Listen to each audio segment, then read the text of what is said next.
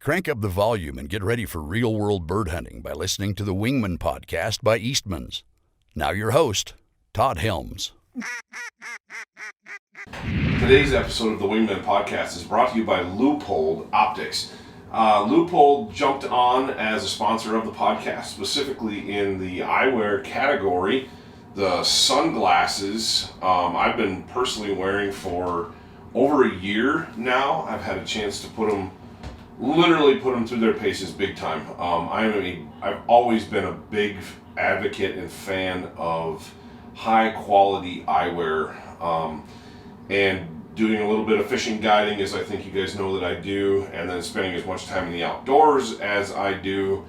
Having high quality eyewear it's a necessity. And I always wore, back when I used to wear contact lenses before I got LASIK eye surgery, it was really important to me that I protect my eyes, and it helped me with just day-to-day eye care in the field. High quality sunglasses, high quality eyewear, like Loophole Optics eyewear, was important. It's even more so now that I've spent that money and invested that money into my eyes. I have 20/10 vision with my LASIK surgery, and it's very important to me that I wear a high quality eyewear that not only is going to filter out harmful UV and give me polarized vision so I can see in the water when I'm fishing, where I'm putting my feet when I'm wading or picking out critical structure in the water, but it just cuts glare overall. And I have worn the Loophole Optics eyewear now, like I said, for over a year, and obviously love them for fishing, but the most important time that I am wearing eyewear is when I'm waterfowl hunting. And it does two things. It helps me with obviously cutting down on glare and ambient light filtering in from the sides, and just making my time out there more enjoyable and better. More important than that is its protection for my eyes. If you've duck hunted and goose hunted long enough, if you've been a waterfowl long enough, shot a shotgun long enough, you've probably gotten a little bit of blowback with a piece of powder residue, and that'll get in your eye. And so I'm always wearing sunglasses. Well, cheap sunglasses give me a headache. They hurt my eyes. By the end of the day, that subpar glass it just doesn't work for me. And Loophole has, their stuff it's comfortable. The frames are come in a wide variety of styles, so you can find something that fits your face. I know Brandon Mason here in the office has a hard time wearing sunglasses because he has a hard time getting something that fits his funny looking face. But yeah, the Loophole glasses came through for him, and he's found a pair that works. And so there's just a myriad of styles that they have. There's different lens colors, there's mirrored lenses, polarized lenses. I like every pair that I've worn. The pair that I've put through the paces the most is the switchback frame with the gray matte frame, and then the gray lens. Man, I've put miles and miles and hours on those things, and I can't speak highly enough of them. And I just want to say thank you to Loophole Optics for jumping on board with us. And I'm excited to be hooking up our guests with free Loophole eyewear, t-shirts, hats, whatever I've got laying around, I'm going to be hooking up our guests with, and there will be subscriber giveaways too. So if you're a subscriber to the podcast, you're a loyal listener to the podcast, and you give us a rating, if you leave us a review, I'm going to look for those things, and I'm going to be hooking people up with Loophole Optics swag and eyewear. So, as we finish that up, it's time to get into the podcast. And the guest I've got on only today is Luke Washington. He's actually my field producer of the podcast. And he and I and the operator, head guy in charge. With the checkbook. Yeah, Ike Eastman. We just went on a big road trip, dude. Unfortunately, you don't get any Loophole swag because you're like an employee. Yeah. So Yeah. Not going into too much detail. Anyway, we just finished up the Puppy Project road trip.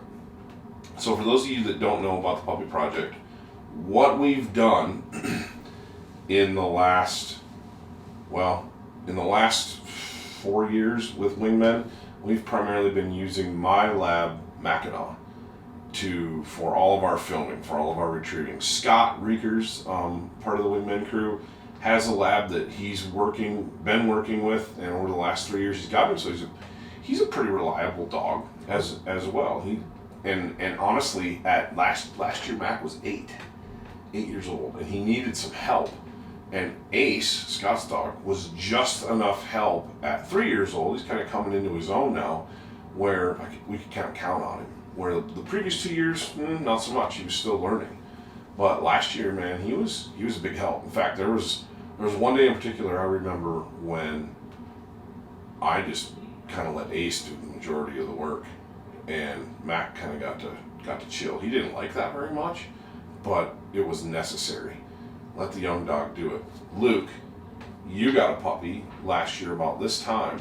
Yeah, last September. Right. Yeah. So September. So yeah, it's like the worst time to get a dog. Elk season. Yeah, I mean, come on. Yeah. But yeah, we have a dove season that there may or may not be doves around for, and then in September we're usually looking at maybe some mountain grouse. It's like, I think we get a 10-day this year. I think it's 10 days. Sage grouse season's not very long, but most of the September for us is mostly big game. But yeah, so you got a chocolate lab. Yeah. And Sadie. Sadie. She's a sweetheart. Sadie. Yeah, she's good. No, she's been learning. She seems like she's growing every day. Like, I just see it in her eyes. She's got so much drive. She's just so much fun to watch. You know, we're working on new things, working on things that, you know, I feel like she needs more help on. Like place training, we're hitting it hard there right now. Strong swimmer. I was really impressed at her ability to basically just jump in the water, like doesn't even think twice. I mean, that could be good and bad, but yeah, her ability to no hesitancy just to get in the water and throwing bumpers out there down at the dog ponds. And it's been really cool to see. No, she's a little ball of fire, man, and not every dog has that natural inclination. It surprises me to no end to how many labs especially are like don't like the water. They're like afraid of it and won't get in it, whatever. And I think most of that probably stems from a bad experience when they're young. People make the mistake of, you know, throwing the dog in or making them do some swimming and forcing it on them when they're not ready. Developmentally, they're not ready. You didn't make that mistake with Sadie. You kind of had the luxury, and I'm going down a rabbit trail here, but we'll get back to the Puppy Project in a second. But you had the luxury of learning from my mistakes and learning from Scott's mistakes. You kind of had some. I mean, I've raised 2 labs now that I've trained to a high level on my own, and I made a lot of mistakes. I made mistakes with my first one with Josie Girl, and then I've made mistakes with Mackinac, and he's a better dog than I deserve. But I remember you'd come and ask. Right. First thing you told me is don't get frustrated, stay patient. I was having a hard time with that because we look at Mackinac, like, I want a dog like that. Oh wait, we have to back up a little bit. Mackinac started at, where Hondo is now. Right. But no, it's a lot of patience, a lot of understanding, her struggles, understanding her strengths, and maybe not focusing on things that she needs to work on there. But we're still just working, trying to be a well-rounded dog. Always asking questions. I encourage anybody getting a new lab or field dog, ask questions. There's YouTube videos, Cornerstone Gun Dog Academy. Man, it's so. Yeah, we've been working through the Cornerstone Gun Dog Academy now for 2 weeks. We're on the second week with Hondo, and holy smokes!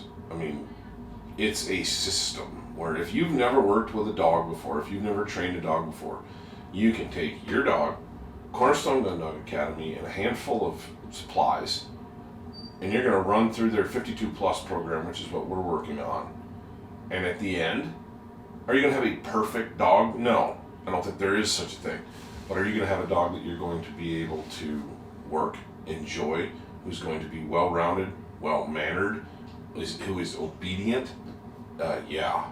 And it's literally, it starts from day one when you get your puppy. The first 2 weeks are very common sense, very straightforward, but I think a lot of it is stuff that gets lost in translation. You get a puppy, you're excited, you're doing all this stuff, and the next thing you know, you might have implemented or let the puppy develop some bad habits. Whereas with Cornerstone Gun Dog 52 plus, because Josh Parvin's going to walk you through everything you need to do, because he helped develop that, was a big part in developing that curriculum, he and Barton Ramsey, and well, I mean the whole crew down there. But Josh and his wife raised the puppy and filmed every segment bit by bit. I'm not doing that. We're doing something similar, but we're doing it in more broader strokes. I cannot imagine filming every single day what you're doing with the puppy. You'd be exhausted by the time that was over. Kind of, and honestly, I think your mind would be blown if you had the time to do that. See, right, start to finish every single day. It at the time it might not look like it much, but it'd be like Transformation Tuesday or something, where you get to the end, you don't think you're making any progress, and then you get to the end and you look back and go, wow, that's where we started. That's where you started with Sadie, where you were like, man, I don't know what I'm doing.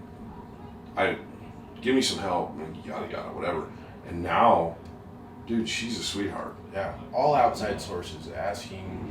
I haven't reached out to Barton Ramsey because I didn't get my dog from him, so I want to be respectful. Sure, sure.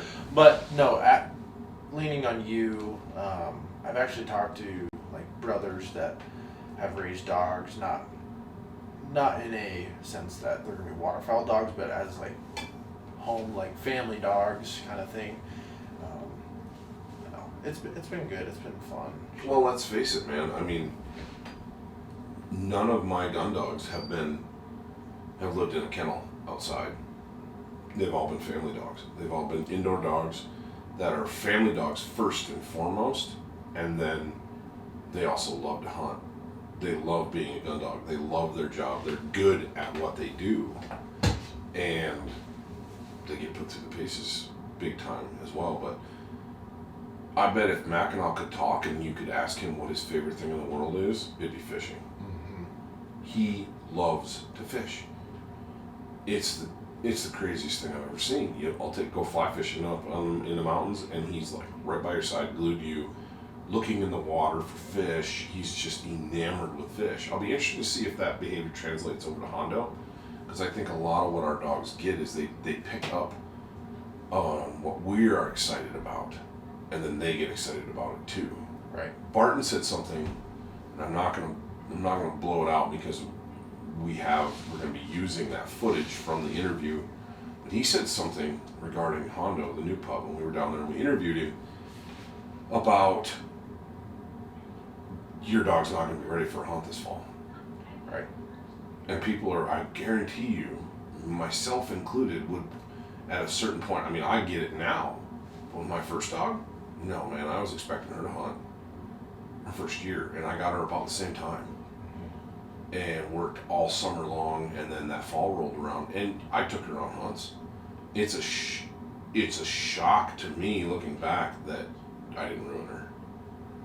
She soaked it all up like a sponge and just wanted nothing but more. But I was hunting her when she was, well, Mackinac too. I didn't hunt Mackinac big dynamic waterfowl hunts. Most of our hunts were one-on-one, like pheasant hunts. And so it was a little more controlled, and he just shined. I mean, he was a star right out of the gate.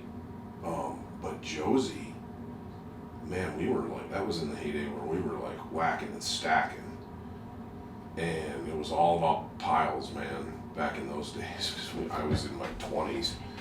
And I think back on some of the stuff I put that dog through. I can't believe that she came out the other side as good as she did. She was a machine. She was absolutely fabulous. As good as Mac or better. She was incredible. See, that blows my mind. Like, you say that, I'm like, there's a better than Mac now. Yeah, no. I mean, yeah. No, absolutely. There's always a bigger fish, right? Right. But yeah, she was really, really good. And Barton said something, getting back to that point, about your dog's not going to be ready to hunt this fall. Don't even think that he's going to be ready to hunt. Maybe like a solo duck hunt that's super controlled, or you and a buddy with the understanding that you're not going to be shooting, all your buddy's going to be doing all the shooting, and you're going to be controlling the dog, and everything's going to be mellow, everything's going to be chill, because we want the dog to have a positive first experience out there in the field. And I did not provide that with Josie at all, I guarantee it. And she shined. I was lucky. And I was able to ease Mackinac into it. But man, taking a puppy that's 6 months old out into a field with 8 dudes and A-frames to shoot honkers or dry field mallards, and the chaos that dog experiences, no way. Loud bangs, things are falling from the sky. Oh yeah, guys are hooting, hollering. Just the setup in the morning. And this is what I mean by your dog playing off of you and getting back to the fishing thing. Your dog picks up on your moods. Your dog picks up on the energy, the vibe that you're giving. And the stoke is high on those mornings when you've scouted this field, you've scouted this spot, whatever, and you know it's going to be a melt, man. You're going to crush birds that day, and your dog picks up on that, and every single person in the group is stoked. The energy level's high. Everybody's ramped up, probably running on some caffeine or Monster or Black Rifle coffee. You're just amped. Everybody's excited. The dog picks up on that, 100%. The dog doesn't need any Black Rifle coffee to get amped. It get amped off you. And when any dog for that matter, but especially young dogs get amped, they do dumb stuff. Mm-hmm. Just like when teenagers get amped up and get in stupid car accidents because they need to be paying attention to what they're doing. Well, dogs do too. People do. We all do, right? I think that Mackinac picked up on my vibe from fishing because I'm so passionate about it and so into it, that he picked up on that vibe from me and my buddies that I was with. And so I think that's why he's so engrossed in it.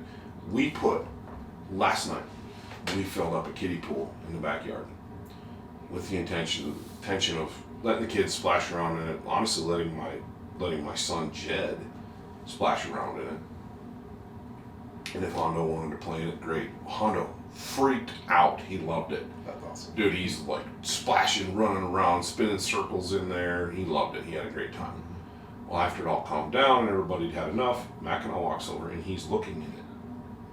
He stood by the edge of it, looking in it, looking for fish. That's so funny. There's like grass floating in it and stuff from the kids and the dog and Hondo. And Mackinac stood there like intently looking for fish in this fake pond, right? My wife said, "What is he doing?" And I said, "He's looking for fish. He's fishing." He's gotten old. He's 9 years old. That's all he wants to do is fish now. It's hilarious. Like an old grandpa just sitting in his boat. That's cool though. Like, you don't have to worry about taking Mackinac out in the summertime. Like wintertime, he's probably gonna be chilling on the bed most of the time. But like summertime, like that's you and Mac's time to go fish. Absolutely. As he gets a little bit older and retires from. Right. Well, and it's good for him too because so much of what we do, I want to be in the mountains this time of year. And I want to be trout fishing, fly fishing in the mountains. And they're just now starting to come into shape. Runoff's about over. It's about time to get after those high mountain cutthroats. That's great exercise for Mackinac, man. He can't take the daily grinding of running drills all the time anymore. honestly, Corey Way just said it best with SOK Tanglefoot when we were down there picking up Hondo. He's like, man, we were talking about Mackinac. He's like, yeah, Hay's in the barn. And he's absolutely 100% spot on. I'm not going to teach him anything else at this point. He doesn't need to know anything else. He's figured out more on his own through repetition and hunting scenarios over the last 9 years than I could teach him. He just needs to be healthy at this point. He knows what back means. He knows what over means. He knows to check in with me. He knows the drill. We hunt together really well because we've been doing it for 9 years. And I don't have a lot to teach him. It's my responsibility now at 9 years old to make sure he's got a great life and to keep him in shape, keep him healthy. And what better way to keep a dog healthy than let him play around in the mountains? I mean, no better way. No, it's perfect. Perfect. So we took that really, really roundabout way. I feel like it's the way that we went around. I feel like that, all those stories, that route we were just on is the route we took to get to Oklahoma, Mississippi. Thank you, Google. Yeah. Arkansas. If you're ever going through Arkansas, do not go through it in an RV or a car. That road. And we got diverted around Springfield, and we got south of Springfield on 2-lane divided highway. And then it routed us, Google routed us through Arkansas, through the Ozarks. Beautiful place. Yeah, it's something like I've never seen before. Right. And there's a reason why there's a lot of body shops. I'm like, why is there a ton of body shops in here? So like every other building was a body shop. Yeah, we ran into a giant accident. I'm like, oh, that's why. Well, the road's so up and down, so twisty, so windy, you can't see what's coming. Right. And there was a lot of traffic on it for whatever reason. And then we broke out of that into Jonesboro, and it was just rice fields. As far as you could see, just flat, perfectly flat rice fields. But it took us like something crazy, I figured like 40 hours. So I'll give you a little bit of backstory on all this. We decided, if you're not familiar with what we just accomplished 2 weeks ago, undertook, maybe a better word, we decided that, hey, we should make a really cool production out of going to get Hondo. Hondo's the new Wingmen puppy. The new Wingman, right? And I got Hondo from Barton Ramsey with Southern Elk Counts in Oklahoma, Mississippi. It was not Oklahoma anymore, they actually moved, but in Mississippi. And the original thought was, oh, my wife and I'll fly down, get the puppy, and fly home. That'll be cool. Well, this dog is only going to be a puppy for so long, right? You're only going to get an opportunity to do something cool with it once. And I just, in passing, mentioned to Ike Eastman, the gatekeeper to the kingdom, hey, you know what would be really cool? Is if we rented an RV and took that down there and filmed the whole thing. Yeah. Yeah, he took that literally. And I'm like, he pulls up in this giant, what is that thing, like 28 feet? Something. No, it was like 38 feet. 38. It was huge. It was a bus. It literally looked like Florida Georgia Line's tour bus. It's crazy that you can get up in the middle of the night or, you're just cruising down the road and you can just get up and go take a shower if you want to. I know. Go heat up some Chick-fil-A. Hey, I need some Chick-fil-A in the back. Right. All right, I got it. Hey, Luke, I need another monster. That was like... Every hour. Yeah, I think that's the only thing that... Monster and Black Rifle Coffee were the only two things that kept us sane on that trip. But it took us so anyway, Ike takes me literally and goes and rents an RV, which Ike doesn't do anything without thinking it through big time. And so he just kind of took my idea and ran with it, which was cool. And he's like, well, I think we're going to do it. And I gave him an out. I was like, are you sure you want to do this? That's a long drive from northwestern Wyoming to northern Mississippi is a long ways. Are you sure? Yeah, we're doing it. Okay. And holy smokes, he pulls up the day before in that RV, and like you said, I was expecting like a camper, like a Cruise America type thing, right? No, this thing is literally like a tour bus. It was huge. Sleep, all three of us, no problem.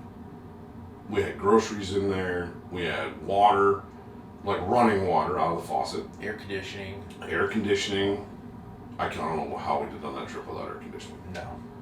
And it's one thing when it's 90 degrees or 95 degrees in Wyoming and it's dry, especially where we live. And we got down there and it's like step out of the vehicle and it felt like somebody threw a wet towel over my head. Right. Get up. Yeah. Can't breathe. Us desert boys can't breathe. Right. It was crazy.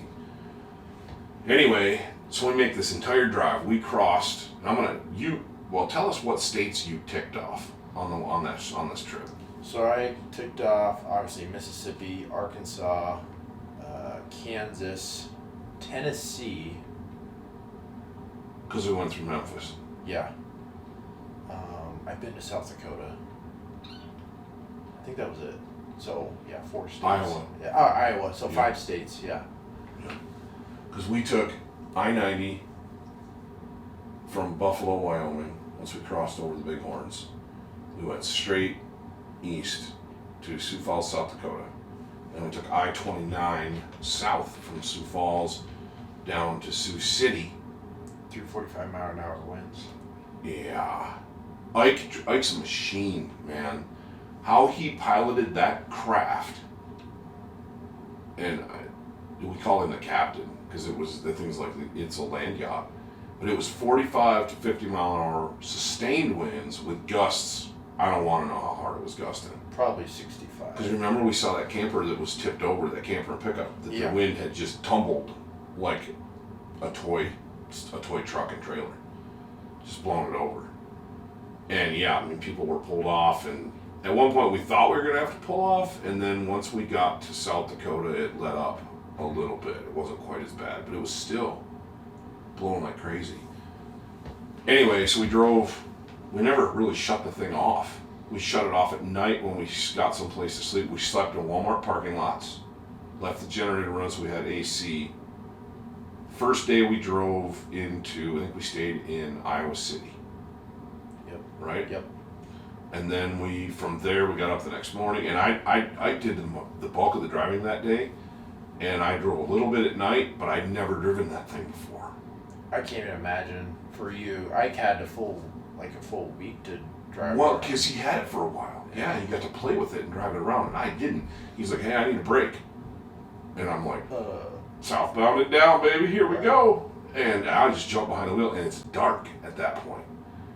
And I had some of my peripheral vision's compromised. I'm not used to this thing, how it moves, how it drives. It's huge. And so I honestly settled in to a convoy of tractor trailers, just settled in at their same speed, and we did that for a couple hours.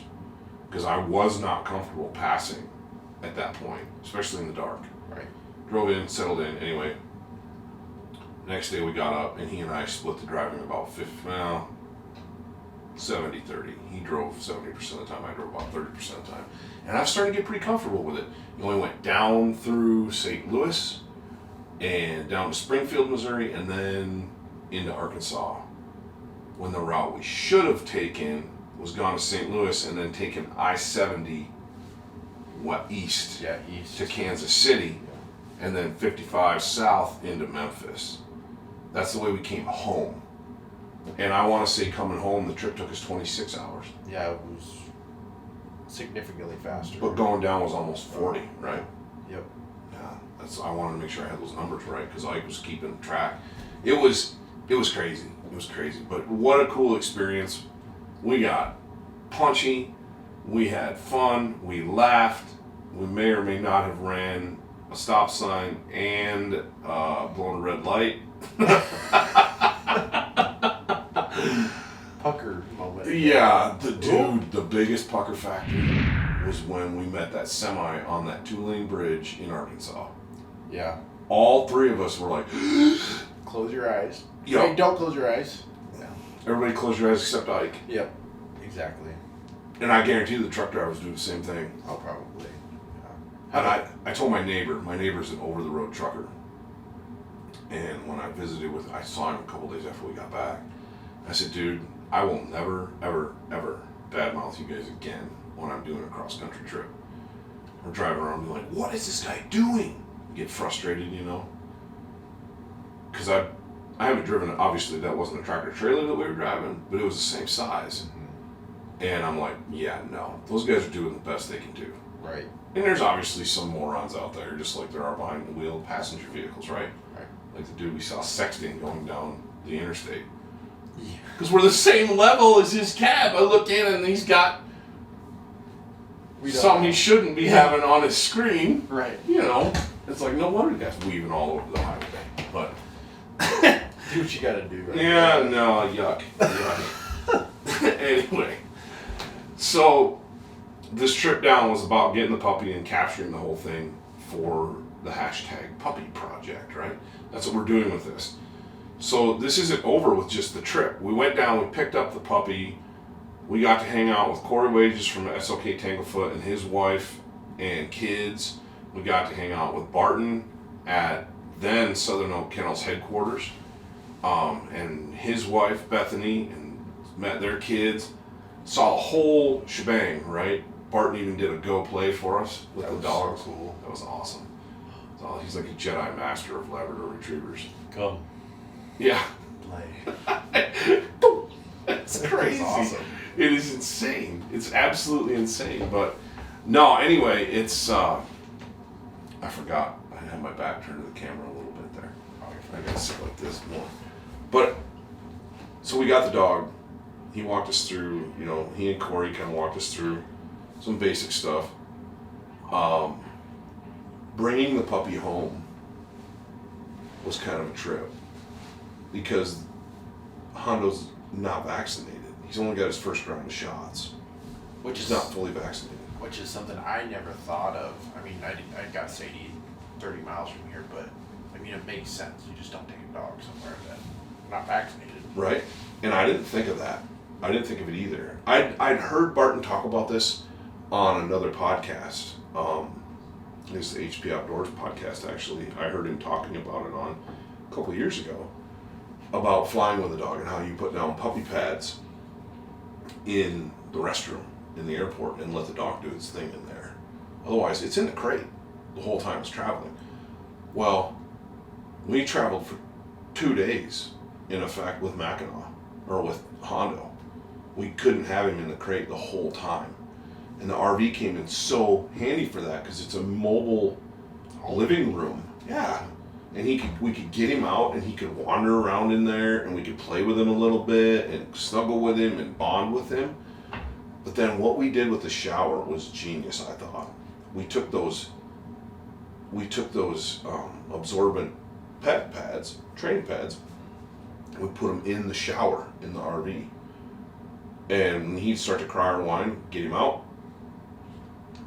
and put him in there. You know, it's like he's got to have to go to the bathroom.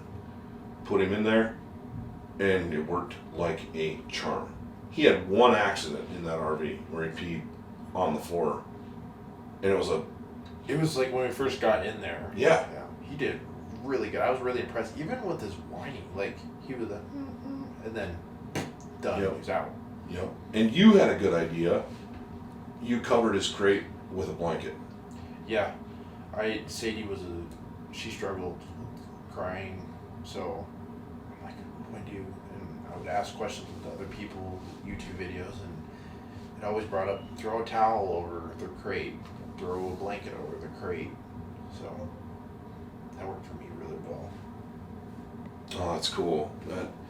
It worked with Hondo. Because I think it makes them a little more secure. You know, dogs are denning animals.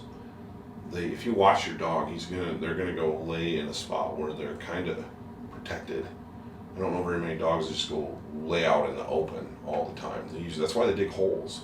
Yeah. And laying holes. It's cooler, obviously, but it's also because it's kind of a security thing with them.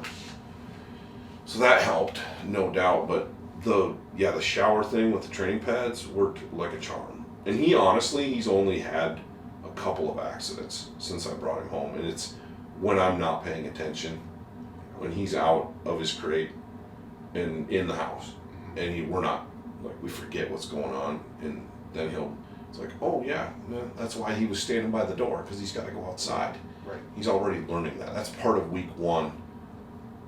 That is a foundational thing, part of Cornerstone Gun Dog Academy 52 Plus in week 1, is you're working on crate training, you're working on outside, on potty, on all those things.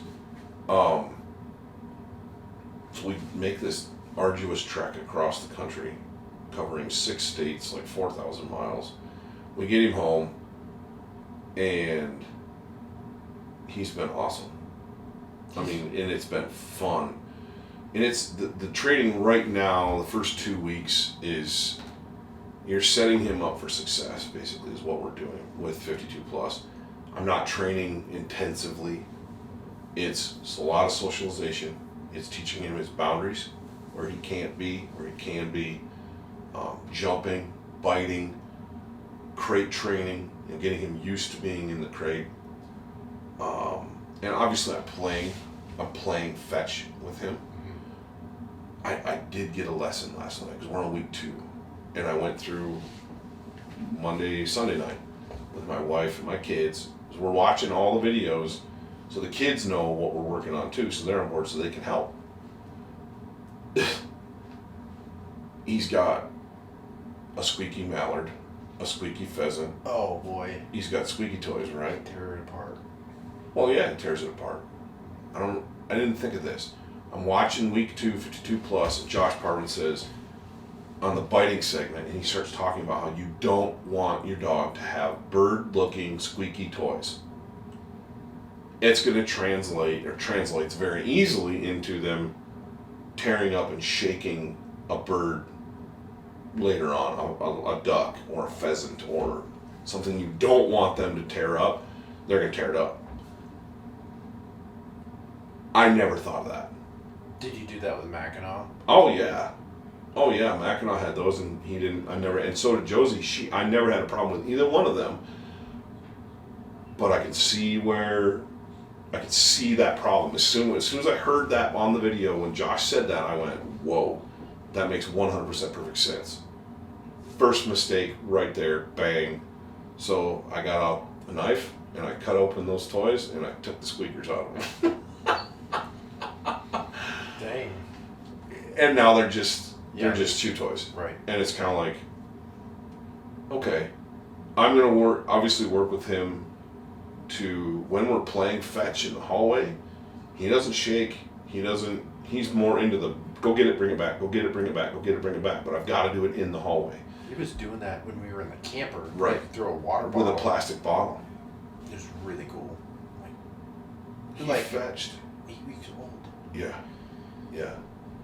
He fetched a squeaky toy without a squeaker in it. He fetched a little plush pheasant last night after the kids went to bed for probably close to a half an hour. That's down and back, down and back, down and back, down and back, I'd make him sit. I got him in a hallway where his attention is focused. There's no doors open. He's not running 50 yards. He's running, 10 feet. 15 feet to the end of the hallway. There's nothing to distract him in there. Now, get him outside and try to play fetch. It's 50-50 whether he'll bring it all the way back. He'll always go chase it and pick it up and start to bring it back. And then he either decides, no, I'm not doing this, or I'm, a leaf blows by and it catches his attention. Their attention span's so short. So I'm not really worried. I think a younger me, in fact, I don't think I know, would have been impatient. Yeah. And been frustrated that, why doesn't he bring it back? Yeah. Why is he, no, he's trying to keep it for himself. Yeah. I was having trouble with that with Sadie. I'd throw head out there. And we did really good in the hallway. Like, I got that tip from you, and then we go outside, and she threw a bumper out there, and she would go out there, start to bring it back, and she'd be off doing something else, sniffing. That nose, man. That nose. And then the times that she did bring it back, I would tell her, good girl, like, give her positive enforcement, like, this is what I want you to do when I throw that out there. Right. So. Make a big deal out of it. Yes. Yeah. Exactly. 100% make a big deal out of it, because they've got to be excited. If you're excited about it, that's what we said earlier. If you're excited about it, they're going to be excited about it. And they're going to test you, and I know that now, whereas, man alive, I think back to Josie, that first lab I had, and holy smokes, dude. It's amazing that dog turned out at all, let alone as well as she did. Because I was hard on her.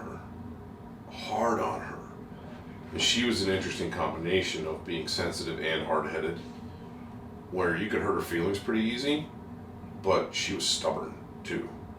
And she needed a firm hand, but I was probably a little too firm at times. And I know I was too firm with Mac, because Mac, as you know, Mac is a sensitive soul. You can look at him wrong, and he's like, oh, I'm sorry, And I knew that, and I could tell that about him, so I was softer on him. But with Hondo, every dog's different, And with Hondo, it's like, this little dude is super smart, super driven. He's has tons of drive. And he's stubborn. Like, very, very stubborn. Not terribly sensitive, from what I can tell. Like, I'm going to do what I want to do, kind of thing. And it's more about I think more with him, it's about establishing trust. Getting him to trust me, to know that, and that's where we're at with these first 2 weeks. Taking him places. Like yesterday, I brought him in the office. I've taken him up on the mountain. I took him out to a lake. I'm not forcing him in the water, but I'm not discouraging him being in the water either. He wants to play in it, run around, splash in it. Great. He needs to understand that water's fun. And that life is good, and my job is to protect him from things that are harmful, but at the same time, let him experience things in a controlled, safe environment. Like yesterday, we brought him in the office. Everybody in here loves dogs. I don't think there's anybody in here that doesn't have a dog. Well, yeah, 2 people don't have dogs, but otherwise, everybody in the office is a dog owner.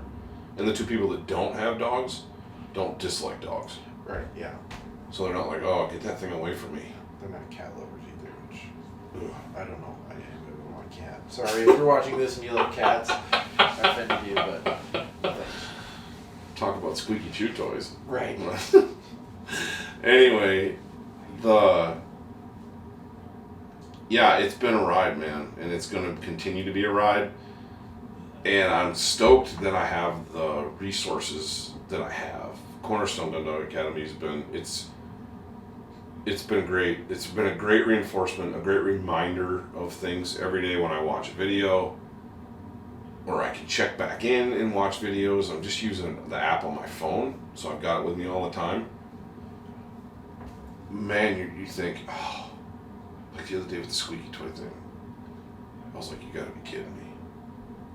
And so, I took the squeakers out, and then it's just a rag with a bird, and it doesn't encourage the chewing and the biting.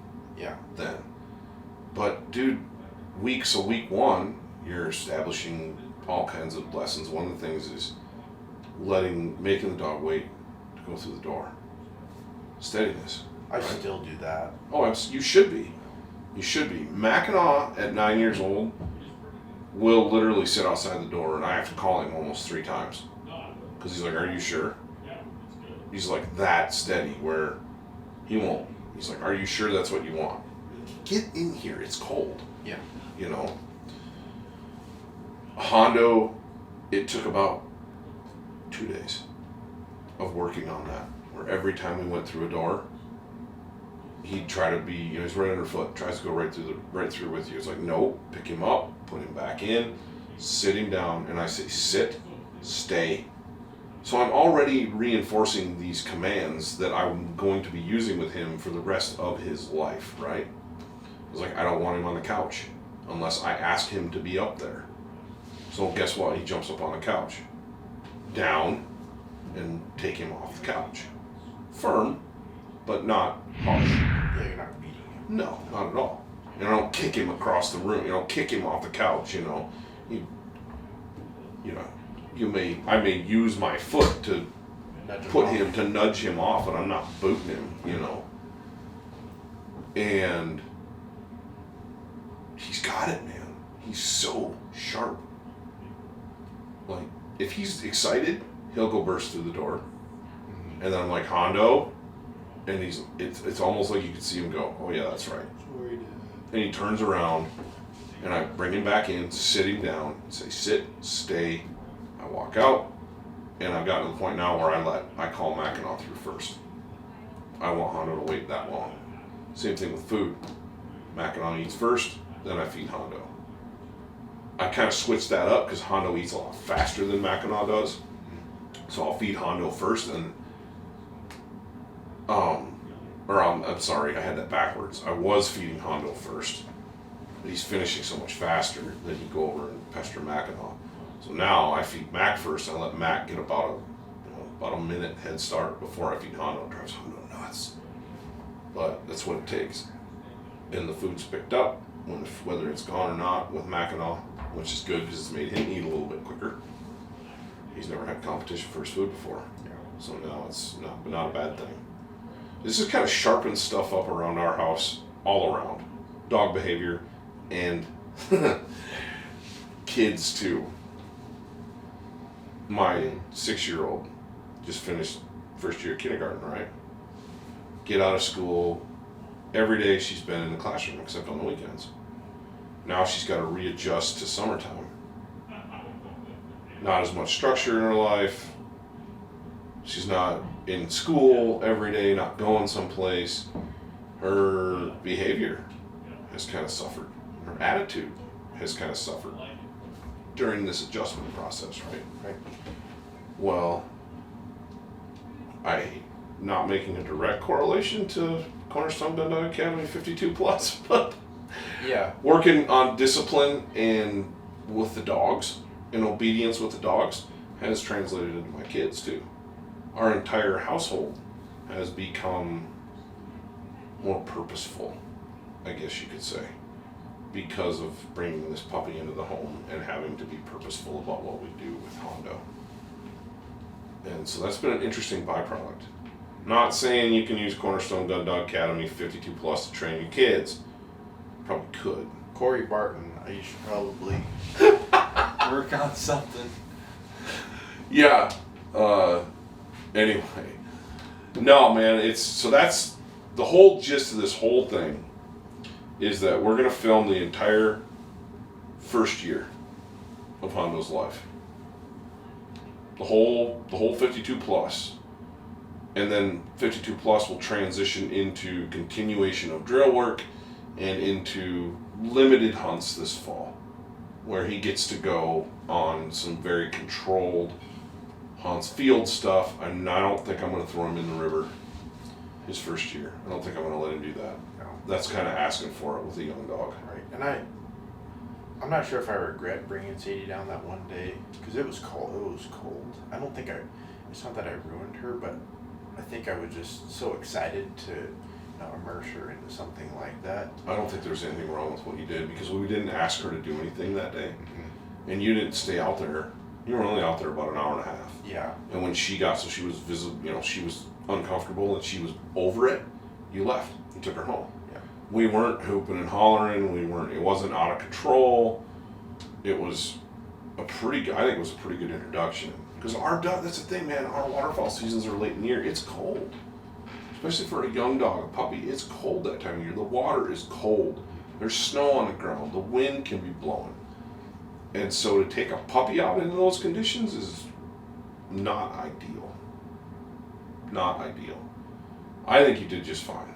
Yeah. And she didn't really retrieve that duck. Kind of. Like, she had it in her mouth and she was like walking around with it, which is She cool. fetched it though, she brought it to you. And that's, the real test will be, for you and Sadie, the real test will be the first hunt this year. Yeah. And I think that scenario needs to be, first of all, someone else filming, because you do the bulk of our filming. Right. Someone else needs to be running the camera that day. It needs to be very controlled, where there's only a couple of us.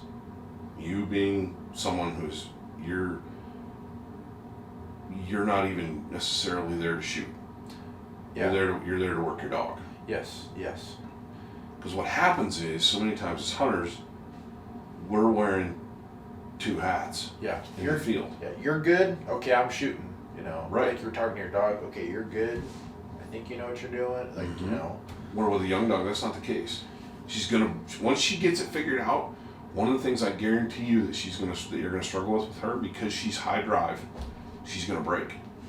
Yeah. She's gonna want to beat the other dogs to that bird. Your brother has her sibling, her sister. No. So my brother was supposed to get her sibling, but she passed away. She had something wrong with her. So my brother ended up getting a dog from another kennel. Oh, okay. But they're like siblings. They've been raised around each other. Yeah, they spend every day with each other. So there's a level of competition there that she's used to competing against your brother's dog. And I'm assuming she probably wins most of the time, knowing her. She's quick. Yeah. Yeah. So, yeah. There's gonna be things where this fall you're gonna have to go into a lot of the hunts where, I can't bring Sadie on this one, or I need somebody else there to film because I gotta be able to keep a handle on my dog. Right. Otherwise, it's gonna turn into chaos and yelling and frustration, and it's not good for anybody. So, it's almost like you think I'm speaking from a little bit of experience here. Oh yeah, I know you are. Man, I've been there, and I've made those mistakes, and I'm working really hard not to repeat the same mistakes that I've made with Josie and Mackinac with Hondo. Am I going to make mistakes? Yeah, but hopefully I can keep them small and manageable, where I don't do anything irreversible. How long did it take you and Mackinac? Like, I know he knows what he's doing. Let's just go hunt. I can worry about shooting birds. Obviously, you're worried about your dog, but, Yeah, because of where we hunt out here, because of the conditions we hunt in and the rivers that we hunt, there's way more dog safety concern than there is hunting a pond, hunting shallow creeks, hunting stuff. And you're worried about your dog getting hung up on something or impaling themselves or cutting themselves in those scenarios. You're not necessarily worried so much about your dog getting swept downriver and sucked into a log jam and drowning. Right. Those are unique concerns out here. Shelf ice is another one. I've seen dogs get sucked under shelf ice. Well, and they drown. Most of the time they don't know how to get out. And if they do get out, it's luck. You know what I mean? I've seen dogs, thank goodness I've not seen one drown, but I've seen dogs get sucked under and, fight their way out. That we do face different conditions, and so with that comes a level of steadiness. That's why it's so important that our dogs are steady, so they don't just go barging into situations that they're going to get themselves into trouble in, because the dog doesn't know any better. Right. They do learn about things after a while. There's things Mackinac, he's very cautious, and he's been cautious since he was a puppy, and that's probably saved me some vet bills, to be real honest with you, because he doesn't go bailing off into scenarios that get him in trouble or get him hurt. There's been a couple of times where one was completely unforeseen with a big iceberg, that big piece of ice, I mean huge piece of ice that weighed tons, not pounds. I didn't see it coming, and I sent him on a very routine retrieve across the river on a dead drake mallard, and then looked up and could see this giant iceberg barreling down the river right on top of my dog. And I start yelling, encouragement, like, come on buddy, come on buddy, come on buddy. I got really excited, and he kicked it into another gear, which that dog is fast in the water. And he hit another gear, and then I saw him turn his head, and he saw that ice, Yeah, he pinned his ears back, and he was like, and he swam right, and it turned out that it didn't even turn out to be close. He doesn't even close. The ice kind of shifted into a back eddy and slowed down and kind of stalled, and it wasn't even close. But you could see it, you could see something happening, like a car wreck coming, and you can't stop it. That was like one of those scenarios, and whew. But there was another one up here on this river that we hunt now that I gambled, and I didn't necessarily gamble. I won't say I gambled with his life, because I wouldn't do that, but I gambled on his ability. Maybe I got a little cocky about what he could do, and he didn't do it. I think I overestimated how much I could get him to do, and how much he understood, basically. And I sent him on a retrieve. He got a bird. The water was super fast, and there was a high cut bank that there was no way for him to get out, except for one spot. But what I had to do was call him way upstream of that high bank and get him across up there. He didn't want to come all the way up there. He wanted to keep trying to cross in through this shallow riffle, and he couldn't do it. Basically, the water was too swift, and by the time he got to our side, he was below that cut bank, and he couldn't get out. And he ended up doing that over and over and over, and he never set the duck down. He had this mallard in his mouth the whole time. And finally, I was able to get him a little bit further. Like, he listened, and it's like he understood then what I wanted him to do, because I went way upstream, and I'm trying to call him up to me to get him across from me, so he had more to work with, more real estate. And then it was kind of like, okay, now I know what I get it. And he still didn't make it. But the buddy I was with, two of the guys I was with, were able to get a hold of him as he went sweeping by in the river current. They were able to get a hold of his vest, the handle on his vest, and pulled him out. That was a big eye-opener for me. And especially when it comes to hunting this river, I'm really cautious about where I go, because it's so fast. There's so much water in it, and it's twisty, it's turny.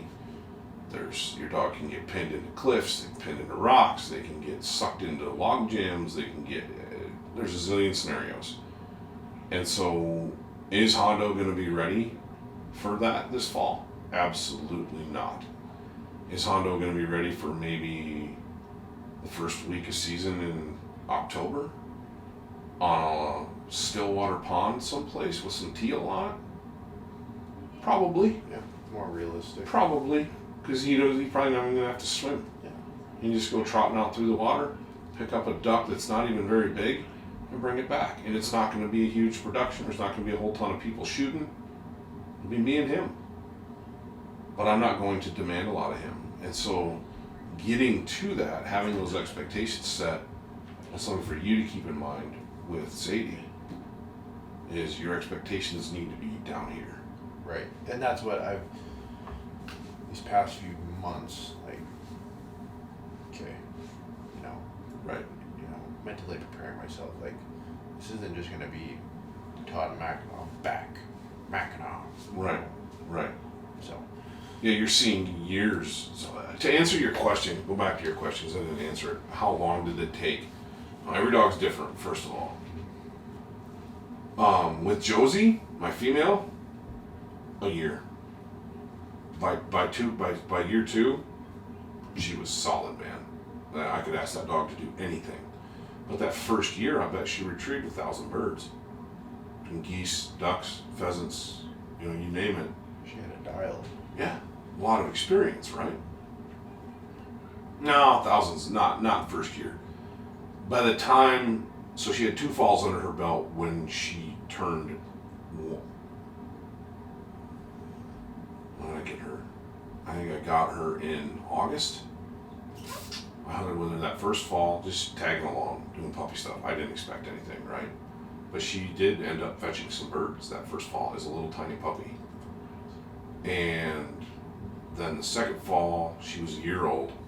So yeah, by the time she was 2, she had it out cold. Mackinaw took a little longer. Males do have a tendency to take longer to mature. Mackinaw's first year, he retrieved a whole pile of pheasants, but it was really easy hunting. And flushed and retrieved. Then the second year was when I asked him to start hunting ducks on the river. And we spent that entire next summer throwing bumpers in the water, throwing multiple bumpers in the water, so he could get used to how the current would take, what lines he had to take. Man, I can vividly remember being frustrated with him to the point where I probably should have just packed it up and gone home, to be real honest. But I forced things, and he's a better dog than I deserve, no doubt. Like I said, I won't make some of those same mistakes. But I was expecting him to do things that a 3-year-old dog would do at 2 or a year and a half, right? So that first year, he fetched a lot of birds out of the river for me. He did pretty well. By year 4, he was rock solid. Like, I didn't have to worry about him at all. Year 4, 5, 6, 7, and even last year, what I had to start worrying about last year was his stamina, because he was getting older. He could still put in a hard day, but then he was done. Like, hunting him another day, like 2 days in a row, if he had a hard first day, he couldn't do it. And I wasn't going to ask him to do that.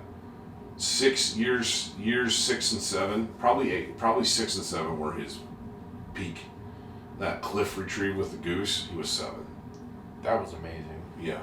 I think that was his last. This is everything I have in the tank left. No, it was that day. Yeah. No, it was that day. Yeah, he was. Your dogs will do that to you, though.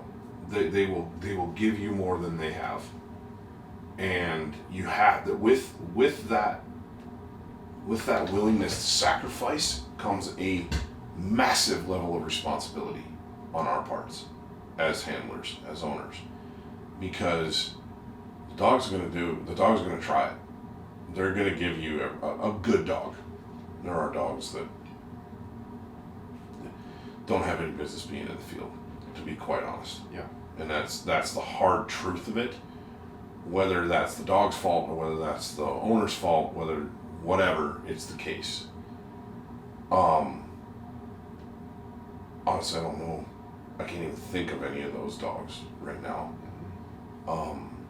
There's obviously some dogs are better than others. Some dogs have been worked with more than others is probably the more accurate statement.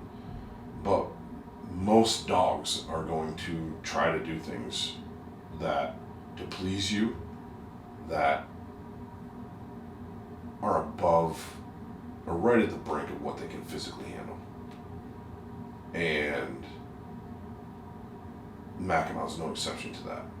That dog would try to do anything I ask of him. And I gotta be careful with that. You have to understand where you're hunting, what you're doing, who you're with, I haven't had to do it with Mackinaw, but with Josie, I kick guys out of the field. 2 guys. We were young, and guys aren't, they're gung-ho. They don't understand the rules, the etiquette, and they're shooting over my dog, or they're being morons, or their gun safety's not up to par. Go home, get out. Get out. And I burned some friendships over that, and I don't care, because somebody was going to get hurt. Somebody's dog was going to get hurt. Somebody was going to get hurt, or worse. And that's all part of being responsible. You got a lot on your plate when you're out there with a dog. And if something were to happen to Mackinaw that was my fault in the field, or Hondo, can you imagine me walking into my house with 2 little girls and my wife, and Jed's too little to understand anything right now, and having to face that down and explain it? Hard pill to swallow. Yeah. I would. A lot of guys would probably just make up a story. No thanks. I'd rather think things through and be responsible in the first place. But so anyway, the whole premise of the puppy project, man, we're windy. Well, I'm windy. The whole premise behind the puppy project is to bring you a blow-by-blow, play-by-play breakdown of the training of Hondo. Not every day are we going to post something, but weekly. We'll be posting multiple times weekly on our social media feeds, Facebook, Instagram. We already have some posts up. We're going to be putting those on stories, on Instagram and Facebook stories, so you gotta catch them while they're there, because they're perishable when they're on a story. They're only up for 24 hours? 24 hours. Those are 24-hour gold nuggets. And we did that on purpose, because we didn't want to give away Barton's training program that they put all this hard work. They put all this hard work into, and then have somebody like us come along and break it all down and give everybody the, secrets with posts that are gonna live forever. I'm not doing that. I wouldn't do that. I would not doing that to Barton. Right. And so it's like, okay, how can we post progress in what we're doing, but not take advantage at the same time? And I think stories are how we thought that through, because they're perishable. They don't last. They're up, they're there, and we're not diving into the secrets of the curriculum of 52 plus with Cornerstone. I'm showing you what we're working on and how it's going, and that's about it. I can totally 100% endorse the program, because I'm using it 2 weeks in and I'm like, yep, this is perfect. This is awesome, especially if you've never trained your own dog before. Right. It's phenomenal. It takes all the guesswork out. It's a great product. So we're using that product with Hondo. We're breaking things down weekly. Monthly, we're going to do monthly kind of checkpoints with videos that'll be up on YouTube and social media. And we're going to touch base with Barton via Zoom. Probably do another podcast or two. Yeah. I'm thinking. Yeah. And we're going to walk you through the whole process, man. 52 plus. Gotta check it out. It's going to be cool.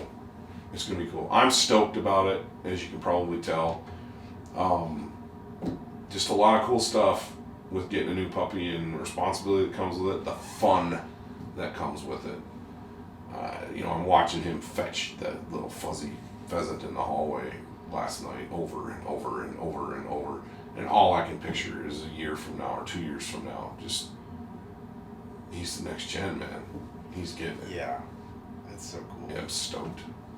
And I'm stoked to see Sadie in action this fall. She's going to be there. Like I said, females have a tendency to get it quicker. And it would not surprise me if she's going to have lots of learning curves. Yeah. But it wouldn't surprise me at all if by the end of the season, she's a little rock star. I sure hope so. I mean, I have the time, and I can see how a dog's ability will crumble with time that you put into them. Absolutely. And I've had the time. I've had tons of time. I've made sure I've made extra time so I can work with her, because I don't want to. Because I feel like I'm going to fail her if I don't put in that work. You know what I mean? No, it is. It's 100% on you. It's 100% on you. Your dog is only as good as you make them. I mean, that's just the plain and simple truth, God's honest truth of it. So, yeah, are all dogs equal? No. Some dogs have more drive than others. Some dogs are more willing to please than others. Some dogs have a bigger motor than others. Whatever. Some dogs just have better instincts than others. Those are variables we can't really control, other than talking to your breeder like Barton. Like I sat down with Barton and I said, dude, this is what I'm looking for. And he helped me pick out a litter based upon what I wanted.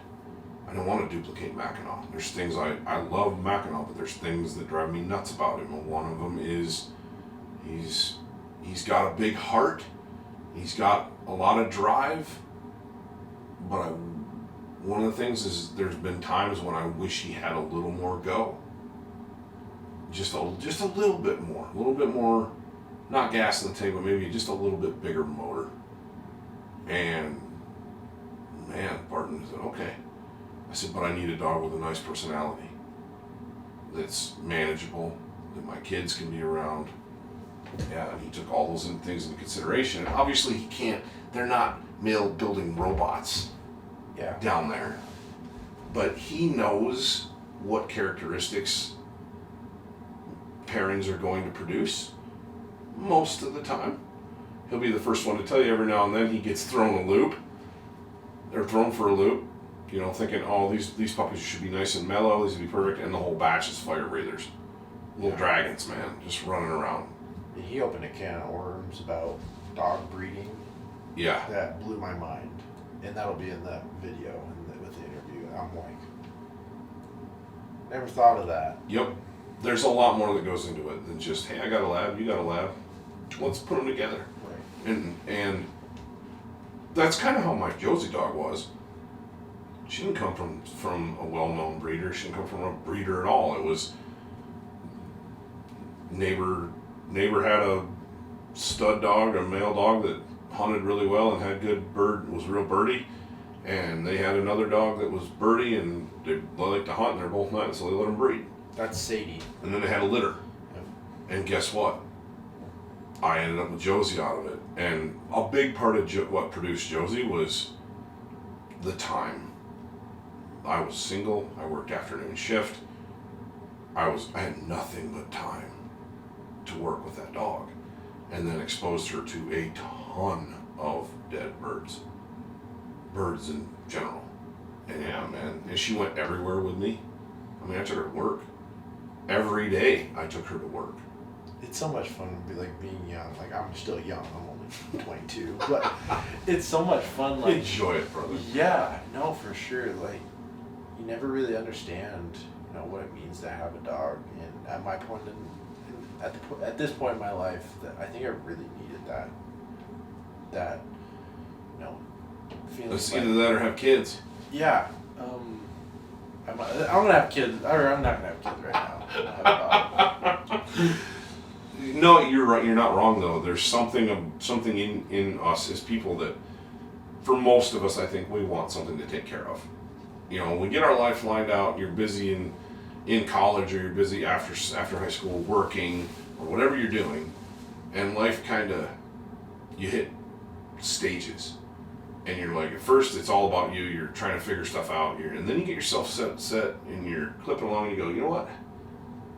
I want a dog, or I want to get married and have kids, or I want to get married and just be us, or I want to have, you know, whatever that may be. I think it's pretty natural to go in stages. You chose the dog route. I did the same thing at your age. I did the exact same thing. And yeah, your girlfriend's off to college this year. Yep. She's been in college, but she's off to Black Hills She's off to a further away college. It's like 6 hours from here. Yeah. So you're gonna have nothing but time. Right, which is good.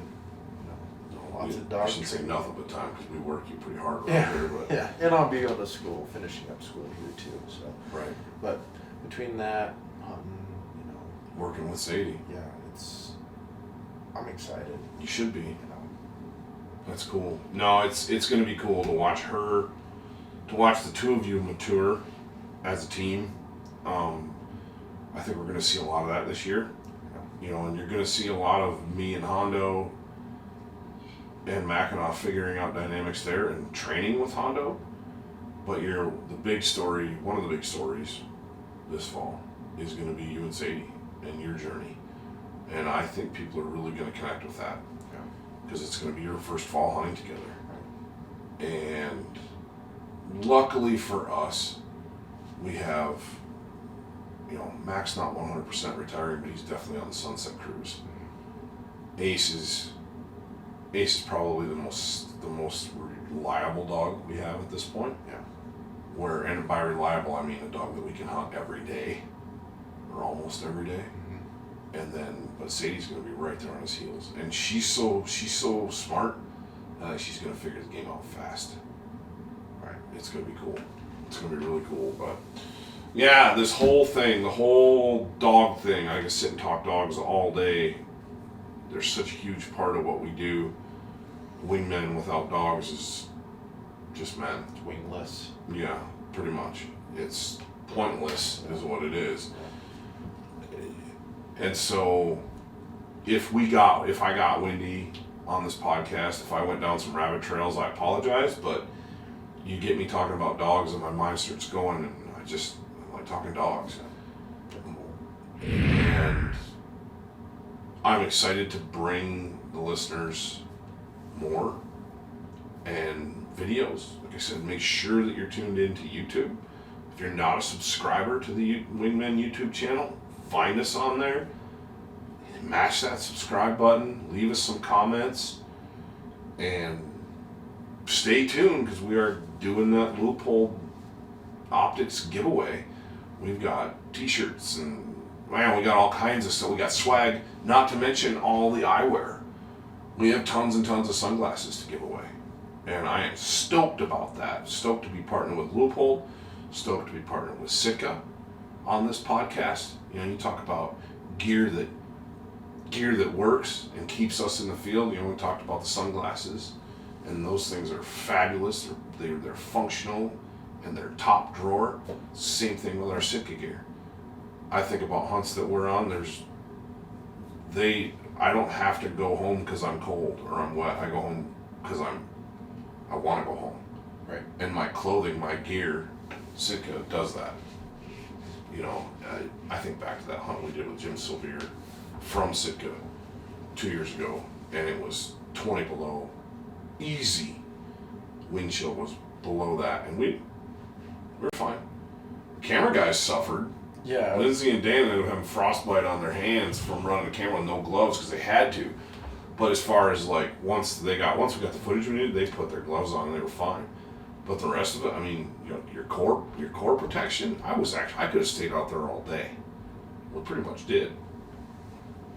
But you know, sick is ridiculous. I think about falling in the river trying to get that goose 2 years ago. Yeah. With you. Yeah.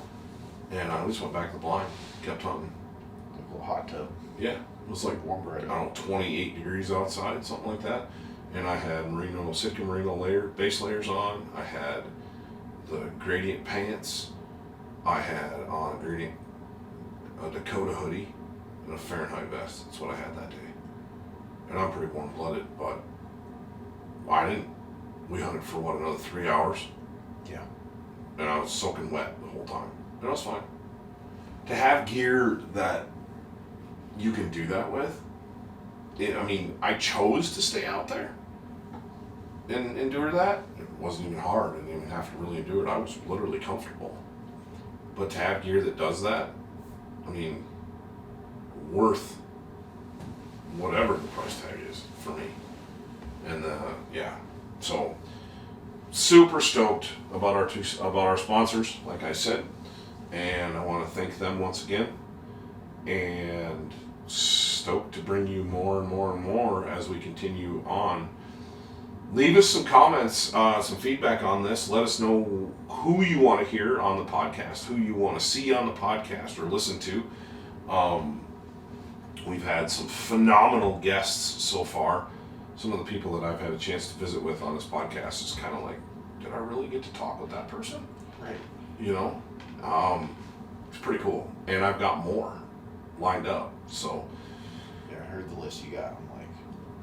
Yeah, we got some big time names that have agreed to sit down and chat with us, and those are in the works, on the schedule, headed your way, so stay tuned for more. But if there's somebody you want to hear us have on as a guest, or a topic you want to hear us discuss, man, shoot us an email at todd.helms@eastmans.com or leave us a comment on wherever you're picking this podcast up and let us know. So, Luke, thanks for being on with me, man. Thank you. It's fun to sit down and rehash our 4,000 mile road trip for a puppy. Right. Where we're going with it. Yeah, man, it's going to be fun. It's going to be a good time. So, cool. Thanks, man. Thanks for listening, everybody, and we'll see you on the next episode.